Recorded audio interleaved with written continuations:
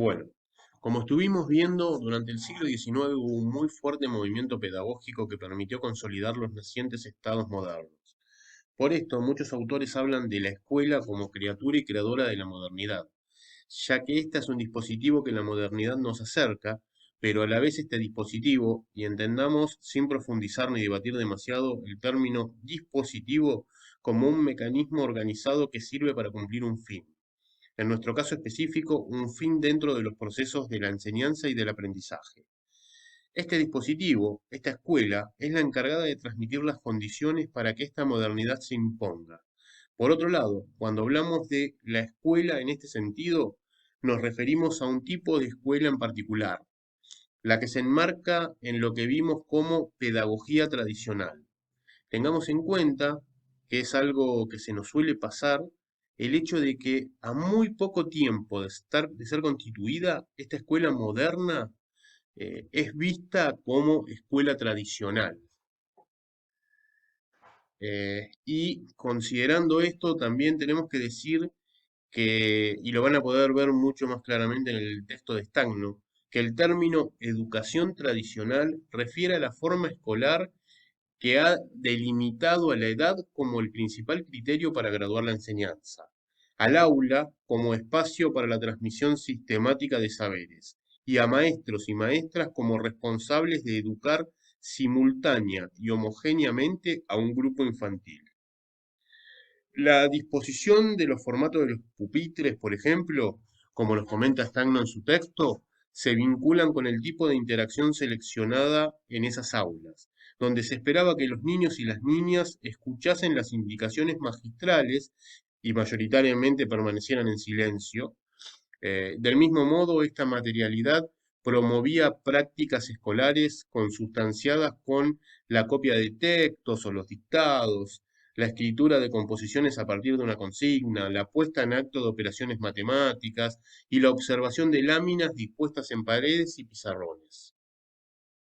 Justamente en oposición a estas prácticas es que surge un movimiento, o mejor dicho, un grupo de movimientos pedagógicos de carácter progresista y muy críticos con la educación tradicional, a la que acusan de formalismo, de autoritarismo, de fomentar la competitividad y de constituir una mera transmisión de conocimientos mediante la memorización, una memorización pasiva para el alumno y ajena a sus intereses. Por lo cual, si bien estos movimientos tendrán características muy disímiles entre sí, una de las cosas en común es que tienden a caracterizar sus prácticas con definiciones diametralmente opuestas a las que utilizan para caracterizar a las prácticas de la pedagogía tradicional, o sea, como educación práctica, vital, participativa, democrática, colaborativa, activa, motivadora, etc. O sea, eh, por otro lado, también es importante tener en cuenta, para no caer en confusiones, que este movimiento fue conocido de muchas maneras distintas. Por ejemplo, educación progresista, nueva educación, educación nueva, pedagogía reformista, educación reformista, escuela activa o pedagogía activa, o, como la venimos llamando, escuela nueva, entre muchas otras maneras de llamarla, que de algún modo nos están anticipando la diversidad de pensamientos que se gestan en su interior. Por otro lado, también es importante tener en cuenta la gran variedad y diferencia entre sus representantes, muchos y muchas de los cuales incluso no se veían a sí mismos o sí mismas como pedagogos y provenían de otras áreas. No vamos a profundizar en los casos específicos, ni mucho menos en las diferencias entre los diferentes modelos dentro de los distintos modelos de la escuela nueva. Como ya dijimos, el objetivo de esta clase es que comprendan los principios básicos que rigieron este movimiento de la escuela nueva y sobre todo que puedan diferenciarlos de otro tipo de corrientes pedagógicas y que sepan interpretar desde dónde sus miembros se posicionan para mirar y practicar en los actos educativos. Pero de todas maneras, como a modo de ejemplo y dejando en claro que hay muchos más representantes, incluso que algunos de estos representantes para varios autores y autoras no son considerados parte del movimiento, ¿sí? Pero a modo de ejemplo podemos nombrar a John Dewey, a Adolphe Ferrier, a María Montessori, a Roger Poussin, a Alexandre Jutland-Neil, Celestine Freinet y a Jean Piaget. En la próxima clase en el Zoom seguramente veamos algunas cosas de algunos de los representantes, pero de nuevo vuelvan a tener en cuenta que lo importante es que se concentren en los conceptos que rigen a los movimientos de la escuela nueva y desde dónde se posicionan para observar los actos educativos. Pero bueno, eh, y por otro lado, si bien estos representantes y sus movimientos se remontan a finales del siglo XIX, principios del siglo XX, e incluso muchos autores y autoras ven como antecedente de los principios rectores de la escuela nueva, aún bastante más atrás, incluso en el siglo XVI, y se remiten a autores como Erasmo de Rotterdam, al humanista al español Luis Vives, a los trabajos de Fénelon, y sobre todo muchos autores consideran que los trabajos de Jean-Jacques Rousseau eh, tienen un claro antecedente de lo que será la escuela nueva, especialmente la obra El Emilio, donde el autor propone, mediante la descripción novelada, un sistema educativo que permite al hombre natural convivir en esa sociedad corrupta. Y acompaña el texto con las historias del joven Emilio y su tutor, que las usa para ilustrar cómo se debe educar a un ciudadano ideal. Educación que para muchos marca un antecedente de lo que luego retomaron los educadores de la escuela nueva.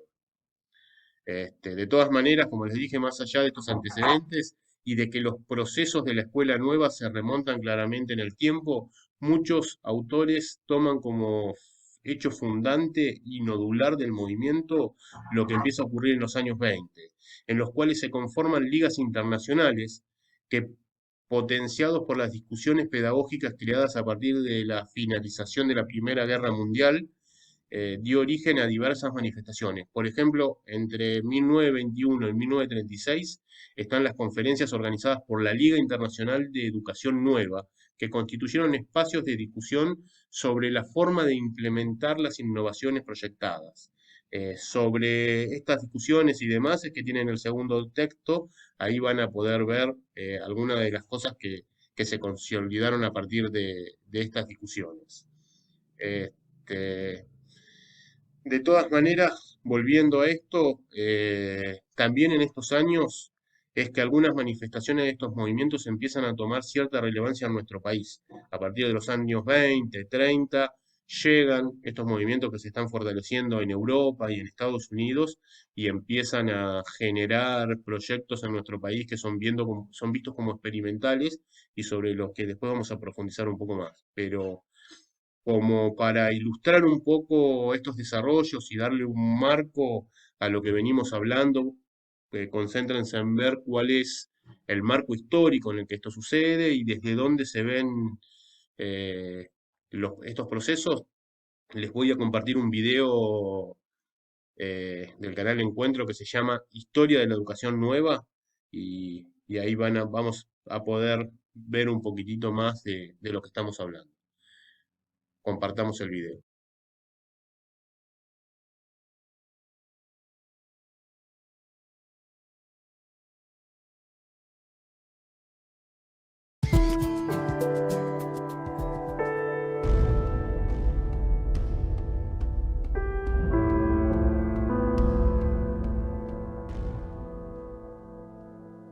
Cerca de 1920, el mundo atravesaba una etapa de reconstrucción.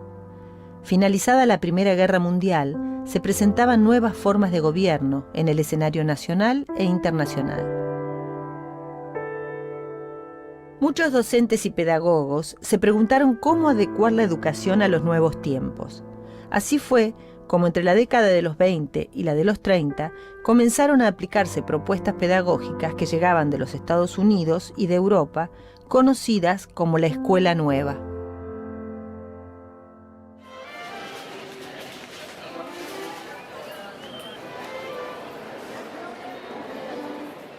María Cristina Linares es licenciada en Ciencias de la Educación, docente de Historia Social de la Educación en la Universidad Nacional de Luján y curadora del Museo de Escuelas.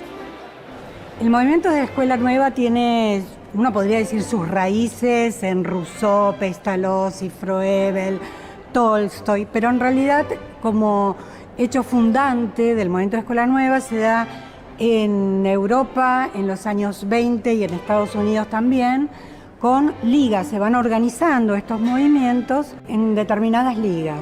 Acá en la Argentina, en los años 30, cuando el movimiento de la Escuela Nueva empieza a ser un poquito más fuerte, la Iglesia empieza a tener mayor peso, que lo había perdido con la escuela normal, y además a incorporar en la escuela muchos rituales de lo militar.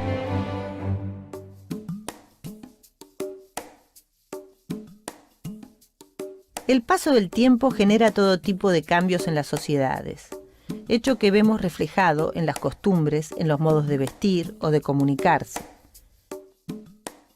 Cuando Lucio comenzaba a experimentar con piedras, los geólogos no usaban imágenes satelitales para estudiar la corteza terrestre. El laboratorio en el que Brenda investiga las moléculas de agua trabaja con sofisticadas computadoras. Pero años atrás, cuando comenzó a estudiar, el trabajo se realizaba de manera artesanal. Estos cambios también impactaron en la educación y la obligaron a adaptarse a las transformaciones de las diferentes épocas. Hacia 1920, la Escuela Nueva era una propuesta que planteaba una relación diferente entre docentes y alumnos, acostumbrados durante el siglo XIX a una distancia y una obediencia que muchas veces se volvía autoritaria.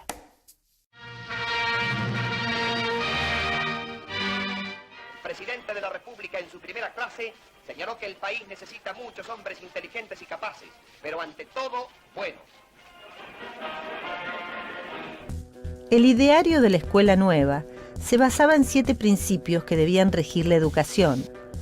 Fueron establecidos por Adolphe Ferrier, un pedagogo suizo que visitó Argentina. Entre ellos se contemplaba el respeto por la individualidad de cada niño, potenciando su espiritualidad y sus intereses. La concepción de la disciplina y la cooperación, como valores que podían ser pensados entre maestros y alumnos. La instrucción común para ambos sexos, que aspiraba a la unidad entre niños y niñas con el objetivo de enriquecerse mutuamente. Y el ideal de ciudadanía, que debía ejercitarse en todo estudiante para que llegara a ser un ser humano pleno y consciente de su dignidad.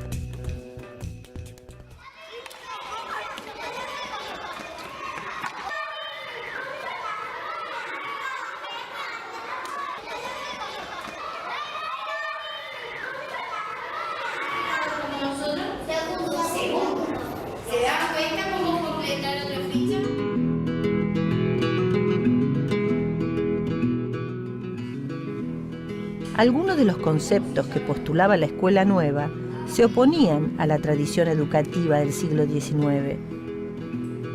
Una de las ideas profesaba el paidocentrismo, que rescataba el rol del alumno y le restaba centralidad al docente en el trabajo dentro del aula.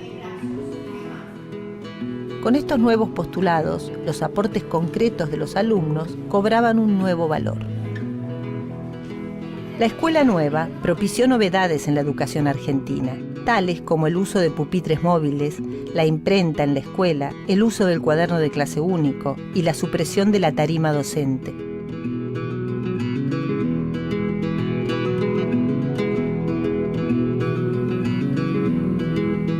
Otra de sus iniciativas en nuestro país fue la implementación de la educación a través del arte, el dibujo y la composición libre.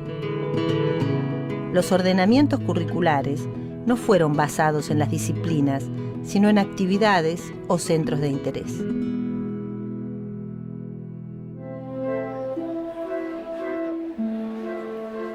La historiadora Adriana Puigros ubica a los representantes del movimiento de la Escuela Nueva en un grupo que serían los orgánicos, que son los que trabajaron dentro del sistema, modificando en parte lo que era la escuela normal. Otro grupo que serían los transgresores, que dentro del sistema quisieron cambiar cuestiones curriculares o prácticas, pero también están los radicalizados, que ella nombra como los que no querían solo cambiar la escuela, sino que la escuela llegue a cambiar a la sociedad.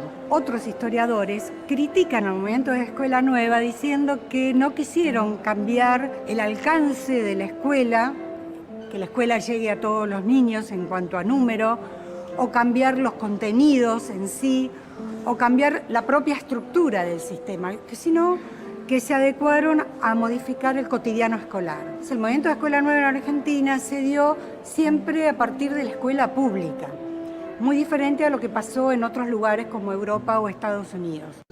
Durante las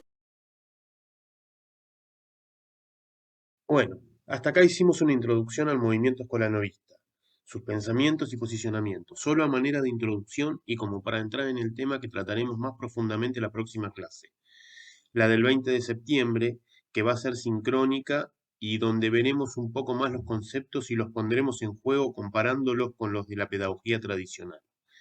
Para esto les voy a pedir, por un lado, que cumplan con la bibliografía. Es muy importante que estén en tema y que podamos participar de la clase entre todos y todas como venimos haciendo. Por favor, no dejen de leer los textos. Y por otro lado, les voy a alcanzar dos videos.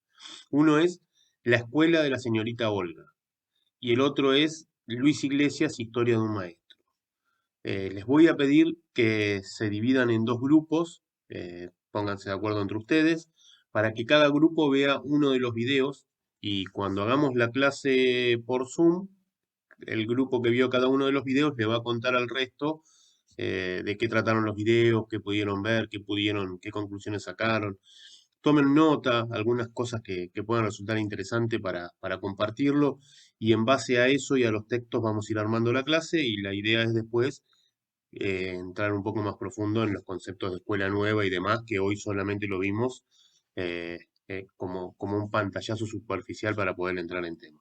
Así que, por favor, dividan los grupos, lean los textos, vean los videos y nos estamos viendo en una semana en el Zoom.